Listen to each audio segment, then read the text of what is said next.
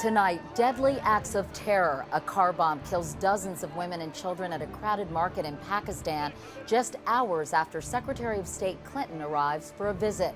And in Afghanistan, suicide bombers kill 5 UN workers. I'm Katie Couric. Also tonight, Congress tackles the NFL. The league is under fire over head injuries that may lead to dementia and Alzheimer's. Republicans accuse President Obama of selling access to the White House to the highest bidder. We'll follow the money. And the American spirit. These kids walk miles in his shoes, and it's saving their lives. This is the CBS Evening News with Katie Couric. Good evening, everyone. The attacks were designed to strike fear in the civilian population and undermine the government. In northwest Pakistan today, terrorists set off a car bomb in a crowded market. At least 100 people were killed and 200 others wounded. Most of the victims were women and children. And across the border in Afghanistan, the Taliban attacked a UN building in Kabul, the latest attempt to sabotage next week's presidential runoff. We have 2 reports tonight. First, Mandy Clark in the Afghan capital. At dawn, 3 heavily armed gunmen in suicide vests attacked the United Nations guest house. They opened fire, killing 2 guards protecting a neighboring villa. When the UN guard from the guest house opened the security gate to see what was happening, the gunmen killed him and entered. The rampage that followed lasted 2 hours, leaving the American contractor and 5 UN staff members dead. 9 other people were injured. We have reports that these bombers were wearing uniforms, security personnel uniform. A 62-year-old American, John Christopher Turner, was in the guest house. Almost immediately they lobbed a grenade in and the fire started. The UN guards came down knocking on all the doors. We helped get as many people out the back as possible. A lucky few escaped the burning 3-story building by leaping from balconies into neighboring homes. When the Afghan National Army arrived, the ensuing gun battle killed 2 militants. The third detonated his suicide vest. The Taliban says this attack is part of their campaign of violence ahead of the runoff election and have promised more brazen attacks on foreign interests ahead of the vote. 30 minutes after the UN attack, there was another coordinated strike. This time, rockets were fired at Kabul's luxury Serena Hotel, forcing 100 guests to flee into an underground bunker. Today's bloodshed comes during the deadliest month ever in Afghanistan for U.S. troops, with 54 killed in action. And with just 10 days to go before the election, there are deepening concerns that the Taliban will fulfill its promise of creating even more chaos before the polls open. Mandy Clark, CBS News, Kabul. Now to Pakistan, where a busy market became a killing zone today. The attack in Peshawar happened just hours after Secretary of State Hillary Clinton arrived in the country for an official visit. And it's believed to be payback for the Pakistani Army's stepped-up offensive against the Taliban. But the military wasn't the target today. Civilians were. From Pakistan, here's Wyatt Andrews. The attack was designed to kill as many women and children as possible.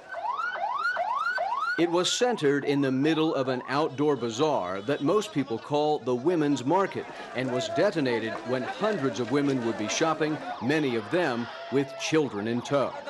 The blast also happened at the very start of Secretary of State Clinton's 3-day visit to Pakistan. She was 100 miles away in meetings in Islamabad, but quickly denounced the terrorists. These attacks on innocent people are cowardly. But where Clinton was angry, Pakistan's foreign minister was seething. You think by attacking innocent people and lives, you will shake our determination? No, sir, you will not. Up to now, as these bombings have increased, most of Pakistan's anger has been directed at America. The thinking goes, America pushed Pakistan into confronting the Taliban. The bombings are retaliation, and now Pakistanis are literally dying by helping America's war. Secretary Clinton is here to argue Pakistan would have been a target without America's involvement and is in the war mostly to defend itself. It also is a conflict that we believe Pakistan has to win for Pakistan's future. By targeting so many civilians this time, the militants have taken some of the anger aimed at the United States and, at least temporarily, turned it on themselves. Wyatt Andrews, CBS News, Islamabad. Now, the politics in that region are complicated, to say the least. Case in point, the brother of Afghan President Hamid Karzai. He's a controversial figure suspected of being a major drug smuggler. And today it was reported he may have another job with the CIA. Here's our national security correspondent, David Martin. Nothing captures the tangled American strategy in Afghanistan better than the person of Ahmed Wali Karzai, brother of President Hamid Karzai, and poster boy for the corruption U.S. officials say riddles the Afghan government. I personally have been shown Western intelligence reports that would appear to indicate that he is indeed deeply involved in drugs. Gretchen Peters is author of a book on the Afghan drug trade. He is the one that will make sure that the Customs and Border Police don't search the trucks that are full of drugs. Now the New York Times reports Ahmed Wali Karzai is also on the CIA payroll. In other words, the U.S. is reportedly bankrolling a man suspected of being a major player in the corruption that handcuffs American troops in their fight against the Taliban. What you hear from Western intelligence officials is that he helps them get information about the whereabouts of Taliban officials, about terrorist attacks that are going to take place against U.S. troops there. He is also said to have provided the CIA this compound in Kandahar. For his part, Ahmed Wali Karzai denies any ties to the drug trade or the CIA. But the U.S. military wants nothing to do with him. A senior officer said he's one of the worst things we've got going in Kandahar. David Martin, CBS News, The Pentagon. Turning to Capitol Hill, where the focus today was on the head-to-head battles on football fields all over America. They caused some of the sports-related concussions, as many as 4 million every year, that have been linked to long-term brain damage. As Jeff Glor explains, the NFL is being accused of not doing enough to protect players. Most fans call them highlights. Massive athletes colliding at breakneck speed. But today, the chairman of the House Judiciary Committee called it a life and death issue. Eleanor Perfetto explained exactly why. He can no longer dress, bathe, or feed himself. For 7 years, Perfetto's husband, Ralph Wenzel, played football for the San Diego Chargers and Pittsburgh Steelers. He was diagnosed with Alzheimer's 10 years ago. Frankly, my husband no longer has a life, and he does not have a life that he and I would want for anyone else. The hearings were prompted by a recent University of Michigan survey commissioned by the NFL that showed retired pro football players are 19 times more likely to be diagnosed with dementia than the general population. Are the findings that you're seeing in this study in line with what you've looked at? I'm not surprised. Dr. Daniel Pearl from New York's Mount Sinai Hospital is doing a separate study on brain trauma in athletes. This is a major question in terms of people who aren't NFL football players, who are high school and college players. How much trauma do you need in order to trigger this kind of problem? 17-year-old Will Benson died of a brain injury while playing for his Texas high school football team. His dad says the team trainer admitted he did not know how to treat brain trauma. Don't let it happen again, please. Today, Commissioner Roger Goodell said the league is working on newer, more protective helmets and providing more than $100 million in benefits to retired players this year. I can think of no issue to which I've devoted more time and attention than the health and well-being of NFL players. Many witnesses said the NFL has made tremendous progress on caring for concussion injuries, but nearly all conceded there's a long way to go. Jeff Glor, CBS News, New York. It was a short trip for NASA's newest rocket today, but it passed its first test. Ignition and liftoff of Ares 1X.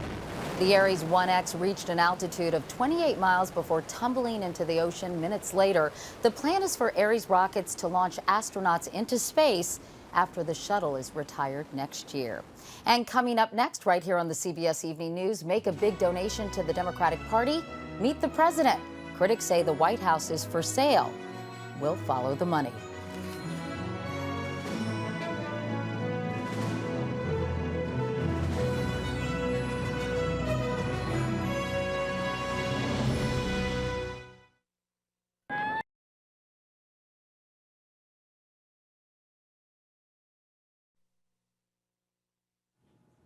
He's President of the United States, Commander-in-Chief of the Armed Forces, and lest we forget, Barack Obama has one other big job.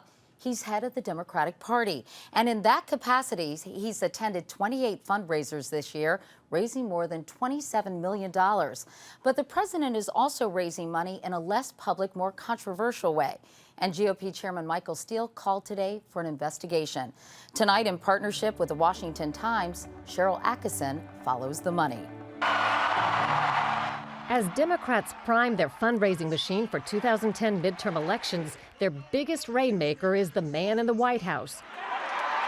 Mega donors are scoring invitations to exclusive White House affairs, access to senior officials, even the executive office bowling alley. The practice is controversial, but not unusual. Presidents Clinton and Bush offered big donors perks and special invitations. Obama supporter Lanny Davis says the president has little choice but to continue business as usual. Here's the difference, though. President Obama, as candidate, implied things would be different. When it comes to fundraising, I never heard Barack Obama say, I believe in unilateral disarmament. So long as Republicans are raising money, we have to raise money, and we won the White House. We ought to take advantage of that. Some donors are longtime friends of Mr. Obama's. Those are his buddies Eric Whitaker and Marty Nesbitt watching the Super Bowl at the White House movie theater. Hassan Chandu, Wahid Hamid, and Lutfi Hassan, not shown in photographs, were invited to this White House banquet. For others, there's no long-standing friendship that binds them, just the money they've brought in as giant fundraisers called bundlers.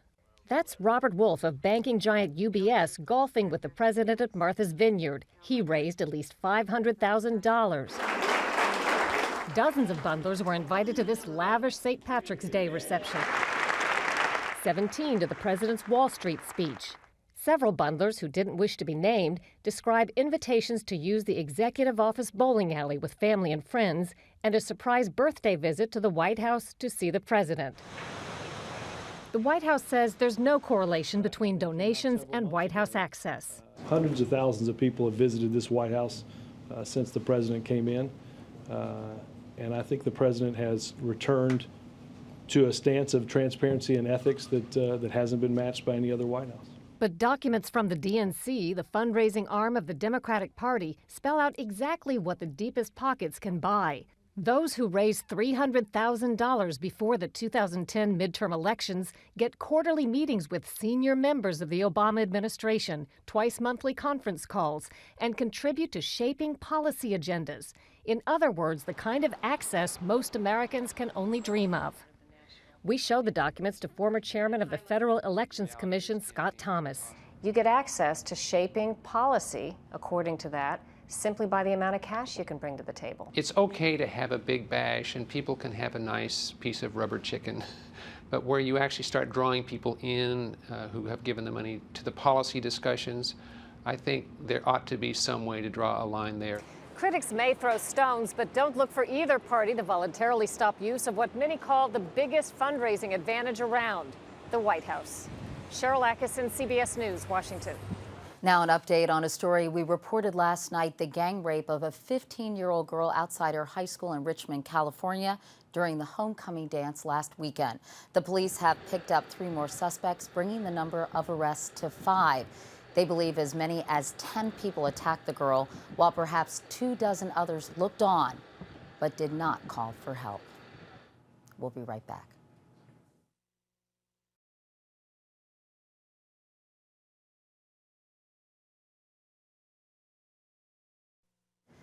Now to the H1N1 flu. Here in New York today, school children started rolling up their sleeves. The goal is to get more than 1 million of them vaccinated. Mark Strassman has the dramatic stories of 3 young flu patients who, when we first met them, were fighting for their lives. It's party time. It's time to get out of here. Hugh Eslenbaum's about to get his son back. 10-year-old Tony going home after a 6-week drama. Always believe in yourself as much as others believe in you, and I believe in you, Tony. A life and death battle with H1N1. Within a day of catching the flu, Tony was hooked to life support in the intensive care unit of Children's Hospital in Oklahoma City. After 3 weeks, the 5th grader finally opened his eye. There you are. Gradually got well enough to leave the hospital for this rehab clinic. I'm trying. Use both hands if you want to. Tony is still weak, but over 11 days here, his strength and endurance improved. It's hard, huh? Complete recovery could take a year. And how long did you think you had slept for? I thought I slept for a few days, but but my dad told me it was a few weeks. What did you think when he told you that? I thought he was kidding. There was a time when this would have been unimaginable. Yeah. This wasn't even in our focus at all. What our focus was seeing him breathe by himself. Letitia Howard was as critically ill as Tony. You gotta fight through this, baby. But she improved and will also soon leave the ICU. Yes, it's a miracle to see that my baby's doing better. Never would have expected it a month ago. No. But 2 rooms away, Natasha Hart's bed is now empty. It's gonna be okay, precious. It's gonna be all right. On Monday night, the 8th grade honor student died of H1N1 complications. It's a homecoming to remember for 8-year-old Samantha Eslenbaum. Hi, Tony. And 4-year-old Zachary. Thank you, buddy. We got him. Oh. The whole situation didn't seem real, but now that he's home again, it doesn't seem real either yet. It will. Doing great, son. 6 weeks ago, Hugh Eslenbaum saw his son lie in a drug-induced coma. Today, over his shoulder, Tony naps on the couch. It's been a long time. I'm looking forward to it. Yeah. Looks great, doesn't it? It looks really good. It's my boy. Their boy is back, their family complete. Everybody hug Tony. Zachary, give us a big old hug. Oh, we're all back. Mark Strassman, CBS News, Oklahoma City.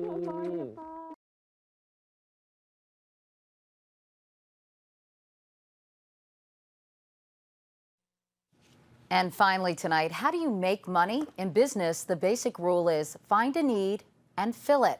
And how do you give money away? Well, if you're the businessman you're about to meet, you follow the very same rule.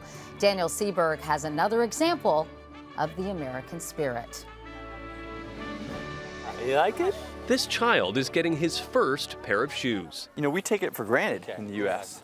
We have so many shoes. And when you give some of these children a pair of shoes, I mean, it is like a prized possession. It's not an accessory. It's a necessity. We need a smaller size. Internet entrepreneur Blake Mykoski is on a mission. Oh, this would be good. 18, okay. The founder of Tom's Shoes calls himself Chief Shoe Giver. Yes. The concept is simple. For every pair of Tom's shoes that are sold, that's short for tomorrow's shoes, the company donates a pair to a child in need, from New Orleans to South Africa. About 300,000 pairs are expected to be given away by year's end. It used to make me really sad, and I used to cry a lot of these things. But now it's just a joy. If he looks familiar, Mykoski appeared with his sister on the CBS reality show Amazing Race in 2002. Yeah, I think once you start traveling, you don't stop. Here in Ethiopia, Mykoski is helping prevent a devastating disease called podoconiosis. As many as 1 million of the country's 85 million people are afflicted with it. It causes extreme swelling of the feet and legs, so painful that some people are unable to walk. You can bet for sure that he has lived a life with, great stigma attached to it, and that's why he brought his kids here, today to the clinic. Part of the problem here is that people don't understand how they get podoconiosis. They think it might be contagious, but it's not. They actually get it from prolonged exposure to this soil, which has got volcanic ash in it that aggravates the skin. But a combination of proper footwear and washing can treat the disease. Ayelet suffered from the disease and its stigma for years. She knows what it's like not to be loved. And now she knows love again, from other people and from God. People here are so desperate. Once word of free shoes got out, villagers actually forced open the gate to the clinic.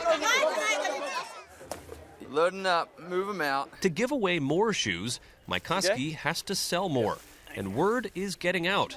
The company has recently turned a profit. I think the word social entrepreneur is a really good description of what I am. And what does that mean to you? That means to me is that you are You have the entrepreneurial gift and spirit to create something out of nothing. So it's still business. So it's still business, but you do it for other reasons than just make a profit. You do it for the social well-being and the betterment of whoever you're focusing on. Not that he lives the life of a typical CEO.